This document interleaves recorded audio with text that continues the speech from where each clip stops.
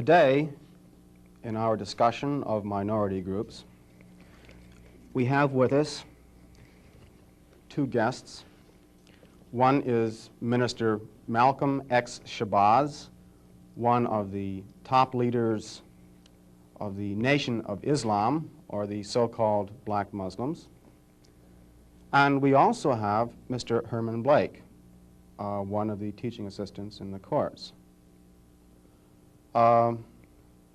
We will discuss today some of the goals and some of the strategies of the Nation of Islam. And I wonder if Mr. Blake might start it off by asking Mr. Shabazz a question. Minister Malcolm, the thing that I thought might be good for starting it off is to talk about one of the most pervasive beliefs in the general society about the Nation of Islam, and that is that it is an organization dedicated to the use of violent means to attain its goals. The question I have is, how true is this, and why do you think it persists in society? Well, the Muslims who have accepted the religion of Islam and follow the religious guidance of the Honorable Elijah Muhammad have never bombed any churches, have never murdered any little girls, as was done in Birmingham, have never lynched anybody, have never at any time been guilty of initiating any aggressive acts of violence during the entire 33 years or more that the Honorable Elijah Muhammad has been teaching us. The charge of violence against us actually stems from the guilt complex that exists in the conscious and subconscious minds of most white people in this country.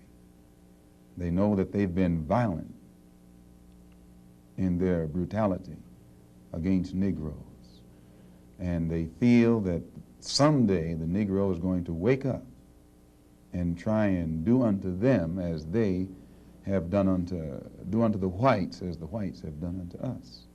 We aren't a violent group.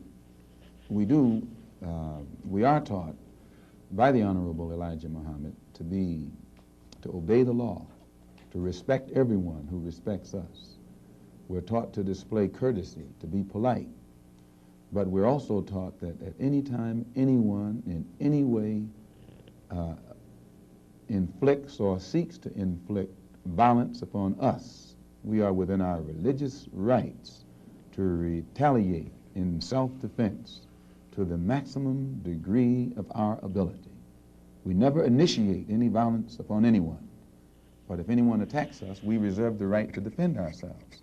So to accuse us of being violent is like accusing a man who is being lynched, who is being hung on a tree, simply because he struggles vigorously against his lyncher. The victim is accused of violence, but the lyncher is never accused of violence. And I only point this out because the various racist groups that are set up in this country by whites and who have actually practiced violence against blacks for 400 years are never associated or identified or made synonymous with the term violence. But whites speak of Muslims almost synonymously with violence. Whenever Muslims are mentioned by them, violence is brought up. But it's not connected with any other group. This is a sort of a propaganda tactic, or what I would call psychological warfare, to in some way make the image of the Muslims in this country be a violent image rather than a religious image. I'd like to ask a question in that regard. What's interesting is that members of the Nation of Islam have not used violence even when black Americans were attacked. How do you account for this? Does this in any way contradict some of the basic premises of your movement? I don't know how you mean. Well, you maintain, for example, that you will not, or that you should not use violence unless you are attacked by the white man. And I think we can note in the last several years, certainly, dozens and dozens and dozens of instances in which Negroes have been attacked, killed in some instances. You mean in these demonstrations? The demonstrations and the bombings, for example, recently in Birmingham where they killed 4 little Negro girls. And what interests me is the fact is that the Nation of Islam has not done anything to retaliate. I think you should be happy. But The the important thing is, does your lack of action No. contradict any of your basic principles? I'll explain it.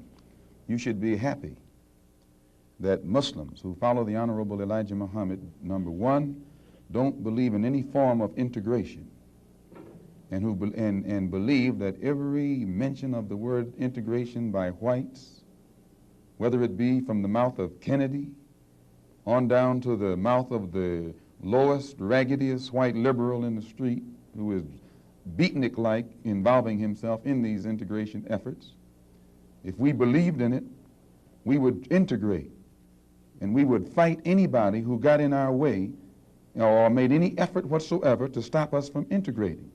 If we really believed that the law of the land, the Supreme Court, and other so-called judicial bodies were for real when they talked about integration, we would integrate.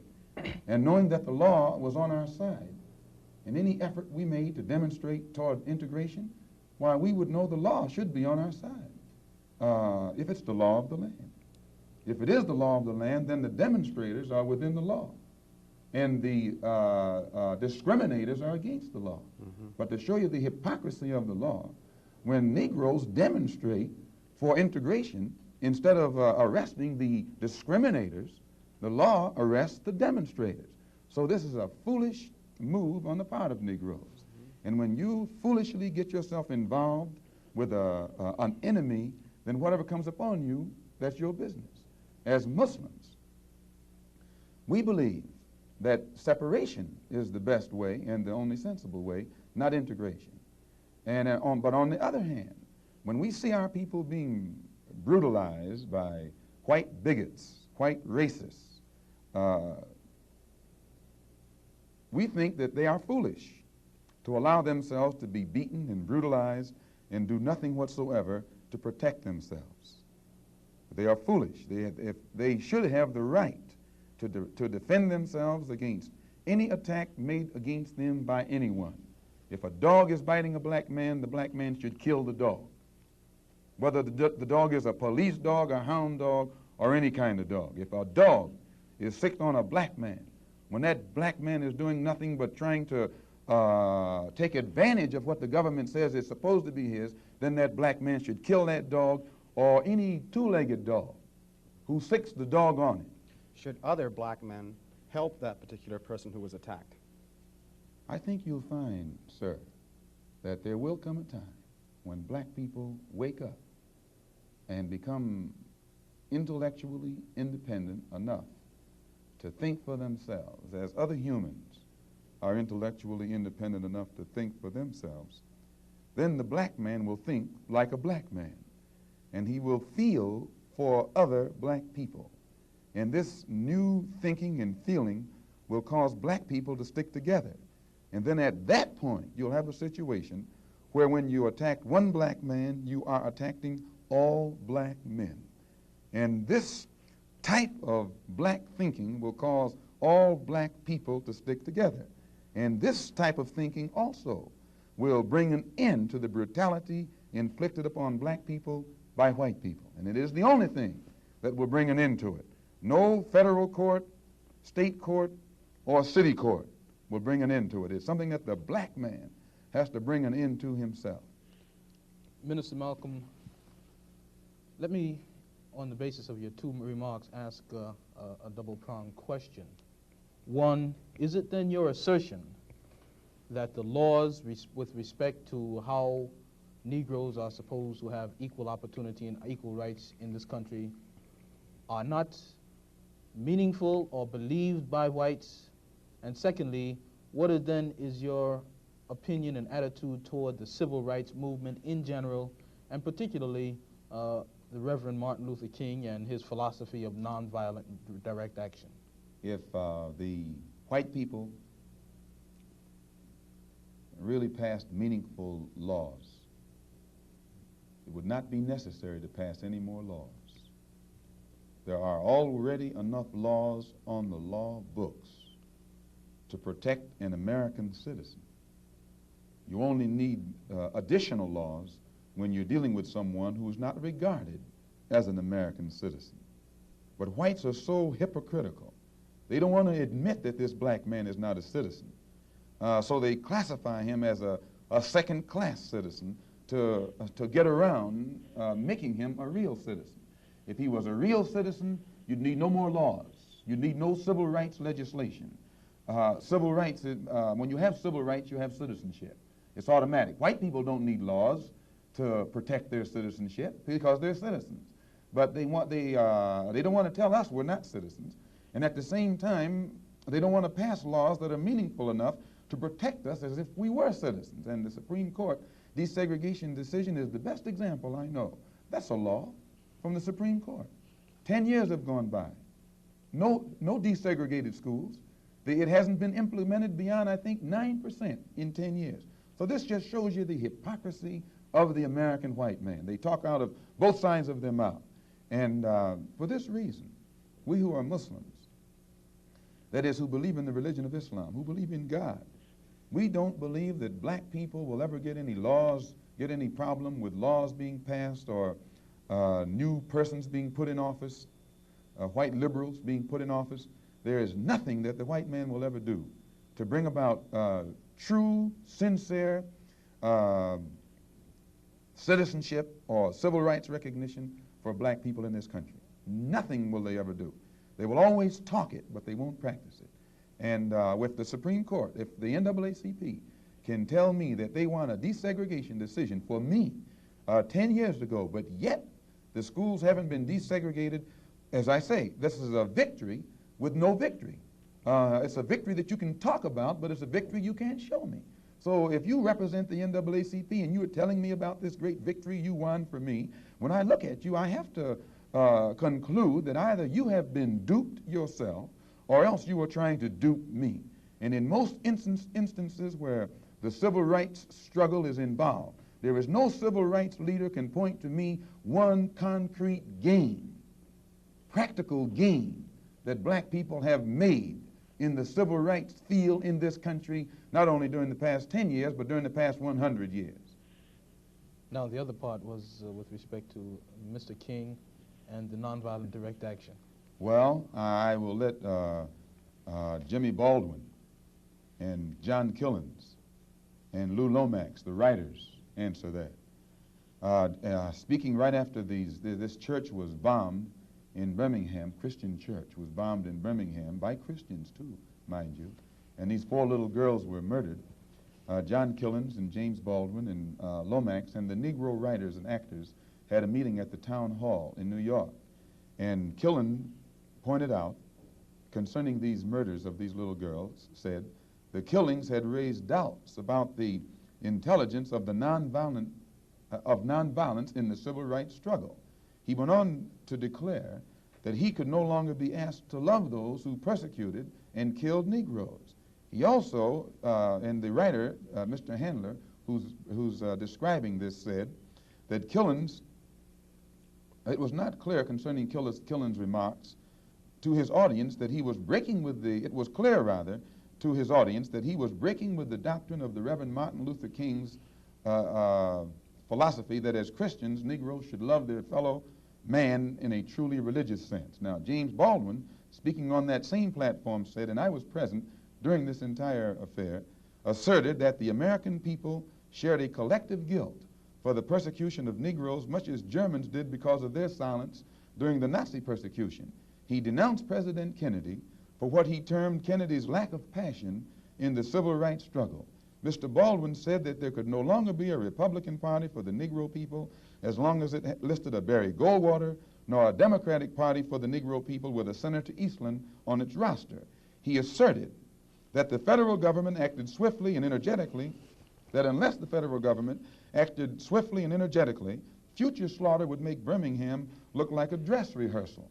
What do I think about King's attitude? King's right-hand man, Wyatt Walker, at King's Convention, according to the New York Times on September the 26th, said, quote, "We have been duped," meaning these persons involved in the civil rights struggle, of which King is the symbolic leader. His right-hand man says, and I quote, "We have been duped, or have duped ourselves, into believing that the chains have been broken, when in truth we have only been chained more securely. Half freedom has in many instances been worse than no freedom at all." Why, don't ask me what I think about their struggle. I can tell you what they think about their struggle. And they are pointing out that it is becoming more difficult every day for the civil rights leaders to keep the masses of black people nonviolent and long-suffering and patient and keep them from becoming disenchanted. I hope that answers your question. Well, now there's a new party which has started on the East Coast called the Freedom Now Party, an all-black organization. Would you comment upon this and also upon the possibility that the Nation of Islam might begin to turn some of its attention to the political arena in view of the fact that it is in the political arena that Negroes have not been able to in any way get justice, as has been pointed out in your previous statement? I'm not familiar with the Freedom Now Party. I'm not too familiar with politics, period, only that in the sense that white politicians have usually been very hypocritical where the so-called Negroes are concerned. So I'm a bit disenchanted with politicians and politics. The Honorable Elijah Muhammad is a religious man, and his teaching is religious, and his solutions are religious. The Freedom Now Party, from what I understand, is headed by a lawyer named Conrad Lynn. I know him. He probably means well. Before passing an opinion on what it is he's trying to do, I would like to analyze it and see who's subsidizing him, see who his friends are, especially who his white friends are. And after a careful analysis, if I could conclude that there was no white support, I would be inclined to have confidence in it. But if I saw him leaning too heavily upon his white liberal friends for support, then I'd be suspicious of that too. The Muslims, in my opinion, represent an all-black party. And the Honorable Elijah Muhammad pointed out before 10,000 in Philadelphia on September the 29th at a rally that we were having, that in 1964 the black people should band together and do something about selecting and electing representatives, black representatives, politically, who have the rights and the best interests of the black people at heart, and that we should also unite together and sweep out of office all of the black political puppets who are used by the white power structure to continue white supremacy in our communities. In that regard, would you include Congressman Dawson, for example, from Chicago, and some of the people who represent him on the Chicago City Council? In which regard? In the area of acting as a puppet. I don't know what Mr. Muhammad's opinion is of Congressman Dawson. They both live right there in the city of Chicago together. I don't know what his opinion is of Congressman Dawson. I'm suspicious of any Negro, be he politician, be he clergyman, or civic leader who is constantly patted on the back by whites. I have a tendency to lead toward the Negro politician who is constantly condemned by the white power structure. This is my thought pattern. I'm giving you an insight of it. You, though, mentioned Mr. Lynn and saying you'd like to know who his white friends are. Now, I'm wondering if you didn't make a contradictory statement in Muslim terms by using white and friend in the same phrase. That is I to use say, friend in quotes. I see. In other words, if a black man cannot have a white man as a friend. He may have a white man who's friendly, but being friendly and being a friend, I think, are two different things. I think there are many whites who act friendly toward Negroes. A fox acts friendly toward the lamb. And usually the fox is the one who ends up with the lamb chop on his plate. The wolf doesn't act friendly, and therefore the wolf has more difficulty in getting the lamb chop in his plate. I'd like to point out, though, that... And I say that because it is usually if you study the structure of the Negro community, economically, politically, civically, psychologically, and otherwise. It's controlled by the white liberal, who usually poses as the friend of the Negro, who actually differs from the white conservative in the same way that the fox differs from the wolf. Their appetite is the same. Their motives are the same. It's only their mannerisms and methods that differ. I would agree that no doubt there have been a large number of whites who have posed as liberals and as friends of the Negro and who have time and again betrayed the Negro. On the other hand, I think one could point to a large number of whites who have struggled for civil rights, for equality, and have got little or nothing out of it, other than quite a few bruises. Give me an example. Well, the large number of white students who have gone into the South, for example, working for SNCC and other organizations. Not working for SNCC or other organizations, but working for the white political machines who benefit by the voting efforts of Negroes. Okay. I'll be more specific. I would cite Herbert Hill, for example, as a kind of person who has championed Negro job rights, for example, in New York City and elsewhere. He has fought the political machine. First time I met Herbert Hill personally was when they were picketing to stop the working on the Harlem Hospital in Harlem. Negroes for 10 years had to fight the city to get an annex built on the Harlem Hospital. Because in Harlem, we need a hospital more so than anything else. Our people are sick. Plus, we do a lot of cutting and shooting of each other, though we profess to be nonviolent. And Herbert Hill brought his forces out and stopped the working on that site. This is the first time I ever saw him. Then, when work was brought to a halt on a hospital in Harlem, the same Negroes tried to stop the work at the Downstate Medical Center in Brooklyn, which is predominantly white. They were out there for 3 months during the summer, couldn't stop anything. And I never saw Herbert Hill out there one time. Now, whenever it takes a stoppage of something that's going to affect the white man, you find the white liberal absent.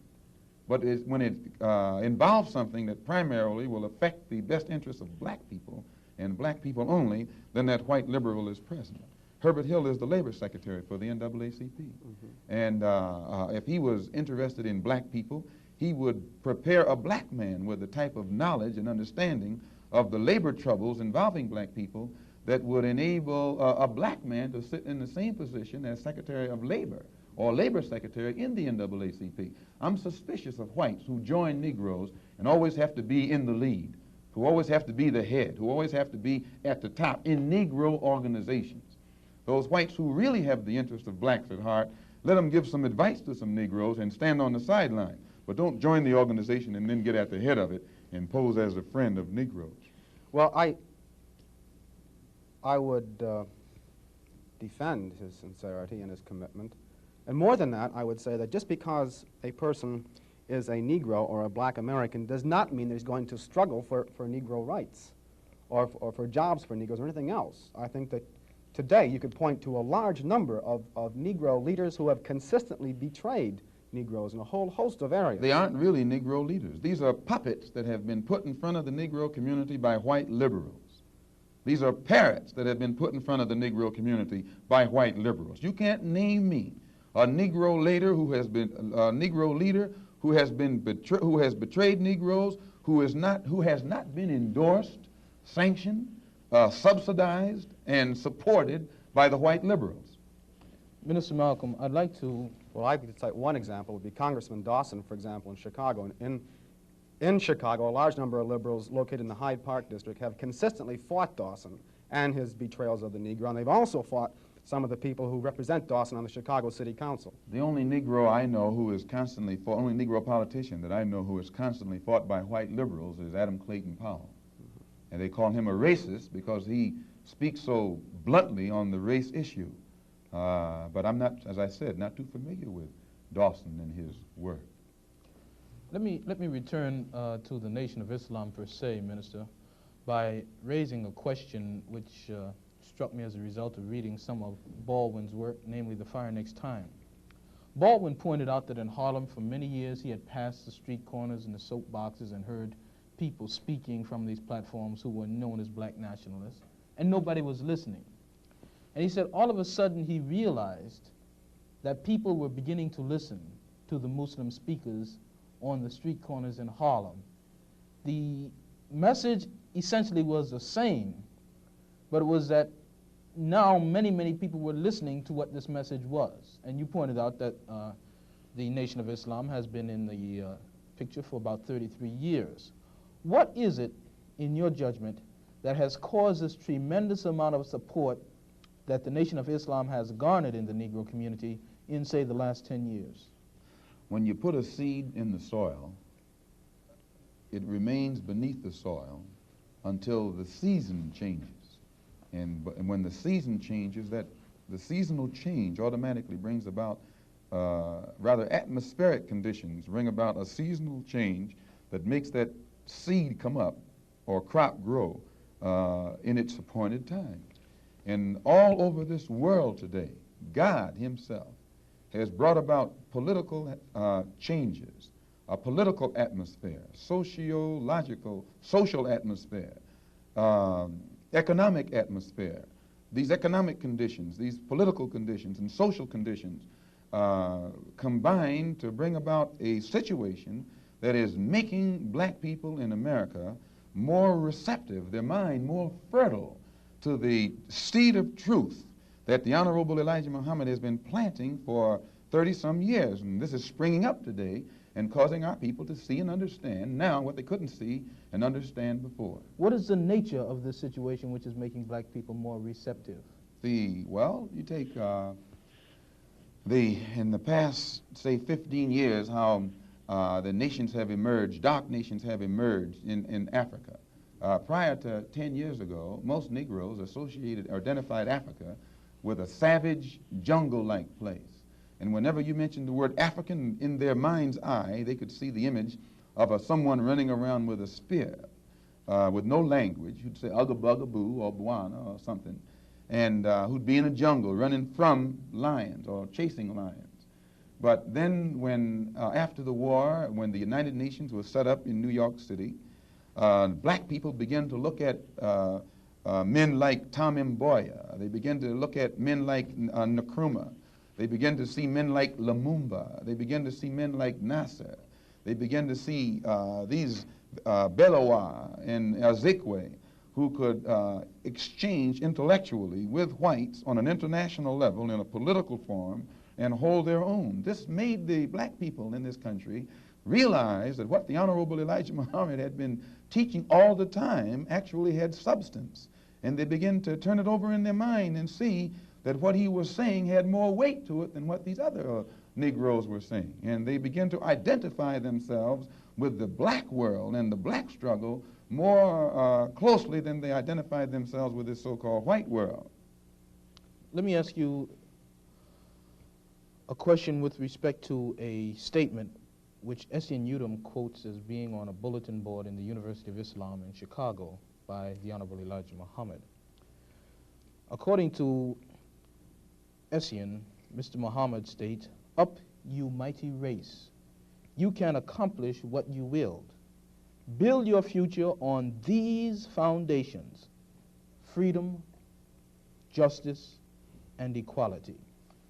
What is the definition of freedom, justice, and equality for the black man, and where and when is it to be attained? Well, take equality first. The Honorable Elijah Muhammad doesn't teach us to associate equality with whites. Equality has nothing to do with whites. We don't want to be equal with the white man. He's not the criteria or yardstick by which equality is measured. He's not in a position to tell us we are equal. It's not his right. It's not his to do. Equality, we want equality. We had equality before the white man was created. We had equality before the white man came into existence. And we want equality whether the white man is on this earth or not. Equality means the opportunity to develop all of our dormant potential, all of our dormant capability. And in developing this dormant capability, the right and the ability to stand on this earth on some land of our own and bring about a civilization and a society in which we will be completely independent, complete freedom to take care of the needs, to take care of the wants and the likes and the dislikes of our people, to establish our own nation, our own society, our own heaven, our own future. This is what we mean by freedom, by equality, and justice means as you sow, so shall you reap. If you do wrong, you'll get wrong in return. And if you do right, you'll get right in return. When you're in your own nation, in your own land, you're in a position to get justice. But when you're in another man's country, in another man's land, under another man's flag, and under another man's government, and under another man's court system, you have to look to that other man for justice, and you'll never get it. And Negroes in this country probably are authorities on that. Yeah. To what extent does this formulation approach that expounded by Zionists? They, for example, many Zionists maintain they could never expect justice in the Tsarist courts and the courts found in other countries in Eastern Europe and so on. And they decided that it would be wise to establish a separate state in Israel. And all of the world powers got together, the white world powers, I should say, got together and helped all of these white Jews to establish a separate state in the heart of dark-skinned people's territory. And if white people can get together and let other whites, help other whites to establish an independent nation right in the midst of dark-skinned people, and then we don't see where white people should be so much against the Honorable Elijah Muhammad's solution, not of setting up an independent dark nation in white people's property, but he's asking the opportunity to set up an independent nation on our own continent. Let us leave America and go back home among our own people on our own land and set up our own independent society. But all he says is that this government, which made us slaves, should supply the transportation for us to get back home and give us all of the machinery and the tools necessary for us to till the soil and establish our own agricultural system to feed and clothe our people, our own economy, and in some way become an independent people among our own people on our own continent. This is intelligent. And Zionists should never criticize us. You say then that the United States is not the black man's country. Definitely American not. laws No, are no. not black man's laws. No. American laws are not the black man's laws. Well, the laws here in America were made by white people for the benefit of white people. The Constitution was written by whites for the benefit of whites. It was never written for the benefit of blacks. And when you read the Constitution, I think in Article 1, Section 2, or Section 1, Article 1, some one of the two, and it's in the Constitution, it says that it classifies black people as 3/5 of a man. 3/5 of a man, subhuman, less than a human being. It relegates us to the level of cattle, hogs, chickens, cows, a commodity that could be bought and sold at the will of the master. No, it was written by whites for the benefit of whites and to the detriment of blacks. And when a black man stands up talking about his constitutional rights, he's out of his mind. Now, Minister Malcolm, in our textbook, which the students have read, supposedly, there is a statement, which is a quotation from Essien and essentially that from Lincoln, to the effect that the Nation of Islam does not have a great deal of support in the Negro community in this country by and large. And a recent national poll of American Negroes found that leaders and rank and file, according to their statistics, supported the Reverend Martin Luther King somewhere over 90%, whereas the support and favorable rating that they gave Minister Muhammad was less than 20%, and somewhere around 45% of them gave an unfavorable rating to Mr. Muhammad. What would your response be in terms of Baldwin's statement that this is a growing thing and the kinds of evidence that we have that there isn't much to it? Well, that statement I just made concerning the Constitution is Article 1, Section 2 in the Constitution, where it classifies us as chattel. Baldwin did point out that Mr. Muhammad has the only grassroots support and is the only one whose whole following operates or functions on a mass vehicle. And I think Baldwin told Dr. Kenneth Clark that Martin Luther King is at the end of his rope. Now, concerning the poll taken by Newsweek magazine, I think you said that this was the leaders who said that, who went with King and against Mr. Muhammad around 90%. I just told you a little while ago, these leaders that they call leaders, this included Lena Horne, this included Dick Gregory, and this included comedians, comics, trumpet players, baseball players. Show me in the white community where a comedian is a white leader. Show me in the white community where a singer is a white leader, or a dancer or a trumpet player is a white leader. These aren't leaders. These are puppets and clowns that have been set up over the white community and over the black community by the white community and have been made celebrities and usually say exactly what they know that the white man wants to hear. And it is an honor, actually, that they endorsed Dr. Martin Luther King and were against the Honorable Elijah Muhammad. That's actually an honor. Now, when you say that they also, in this same Newsweek poll magazine, I think the pollster said that he went into the Negro community and asked about the Muslims. And many Negroes whom he asked said, well, I never heard of the Muslims. Who are they? You know, this is the rank and file we're talking about. Oh, yeah. Now, when they got down to the rank and file, this was the answers that they got. This is equivalent to the situation in Kenya during the Mau Mau uprising, when many frightened whites in Kenya, Africa, would go among the Africans and ask them, what about the Mau Mau? And the African would say, I never heard of them. And the same white man who would ask the African this question and very naively believe what the African said, when he went to bed that night, he would lose his head. And usually the one who took his head was the same African who told him that afternoon he had never heard of the Mau Mau. Except in the Newsweek poll, they used Negro interviewers. You'll find that oftentimes Negroes are as much on guard around Negro interviewers, who usually represent the bourgeois element of Negroes, as they are on guard around whites.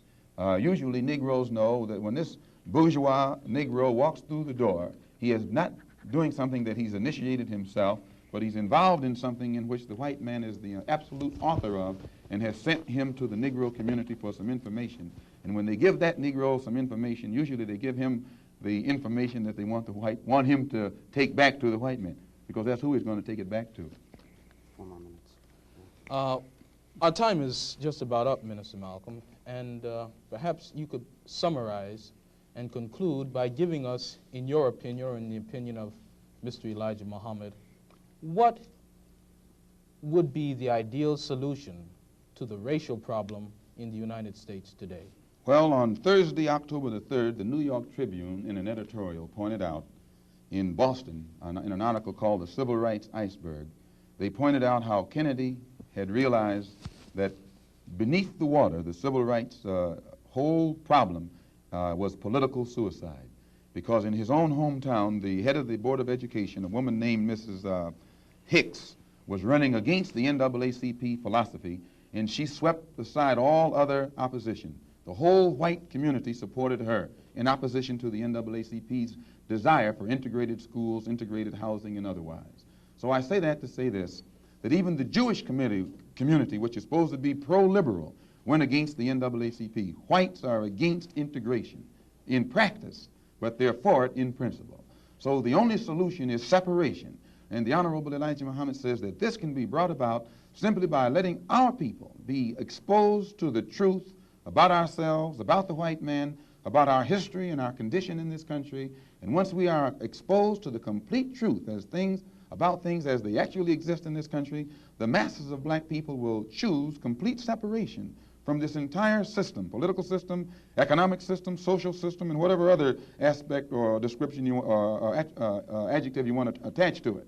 Let us go back home to our own people, live among our own kind, and solve our own problems ourselves. And if the white man doesn't want us to go back to our own people and live in our own country, then since we can't get along together in peace on this country with white people, let us separate part of this continent, migrate to that separate territory, let the government give us everything we need to establish our own independent economic system and society, and thereby we'll be able to solve our own problems ourselves and prove that we are human beings and a part of the human family and can do for ourselves what other humans have done for themselves. And then we'll be able to stop blaming the white man for what he has done and stop begging the white man to solve our problems. We'll be able to solve our problems ourselves. Thank you very much. That's it.